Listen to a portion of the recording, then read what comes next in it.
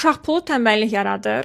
Deputat Günay Ağamalı deyir ki, uşaq pulu vermək olmaz, çünki valideynlər tənbəlləşər, dövlətə arxayın olub işləməzlər. O həmçinin də qeyd edir ki, tək atanın işləməsi də yetərlidir. Səsləndirilən fikirlər modern iqtisadiyyat, sosial siyasət və fiskal stimullaşdırma elmindən tamamilə uzaq 19-cu əsrin merkantilist və ya sərt kapitalist ritorikasına əsaslanır. İndi gəlin bu iddialara elə bir iqtisadi cavab verək ki, beynəlxalq elm araşdırmaların səsi parlamentdən gəlsin. Birincisi, bu sosial yardım və ya uşaq pulu insanı tənbəlləşdirir söhbəti iqtisadiyyat elminin ən böyük yalanıdır. Dünyanın ən nüfuzlu elm ocaqları MIT və Harvard Universiteti illərlə inkişaf etməkdə olan ölkələrdə kasıb ailələrə verilən şərtsiz pulları, yəni sosial müavinəti və uşaq pullarının əmək bazarına təsirini araşdırıblar. Araşdırmanın adı tənbəl kasıb mifinin təkzibi, inkişaf etməkdə olan ölkələrdə nağd pullar və əmək təklifi. İstəyənlər internetdən detallı baxa bilər. Bu araşdırmanın nəticəsi nə olub bilirsiniz? Rəqəmlər sübut eləyir ki, dövlətdən yardım alan ailələr işi gücü atıb evdə yatmırlar. Çünki dövlətin verdiyi uşaq pulu heç bir ölkədə ailənin kirayəsini, kommunalını, maşın kreditini bağlamır. Bu pul sadəcə uşağın bezinə, südünə çatır. Heç bir valideyn uşaq pulu verilir deyə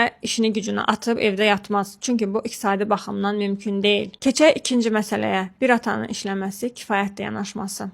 Hörmətli deputat, biz hansı əsrdə yaşayırıq? Bugün yaşayış minimumu və inflyasiya elə bir həddədir ki, bir nəfərin maaşı ilə heç 3 nəfəri saxlamaq mümkün deyil. Üstəlik makroiqtisadiyyat deyir ki, ölkə iqtisadiyyatının inkişafı üçün, ümumi daxili məhsulun inkişafı üçün qadın işləməlidir. Üçüncü məsələ, iqtisadiyyatda insan kapitalı deyilən bir anlayış var. Nobel mükafatı laureatı James Heckman sübut eləyib ki, uşağın erkən yaşlarında qidalanmasına və təhsilinə qoyulan hər bir manat gələcəkdə dövlətə 7 manatdan çox xeyir kimi daxil olur. Valideyn o pulu götürüb yastıq altına qoymur. Uşaq pulu dərhal bazara qayıdır. Bu da istehlakı artırır.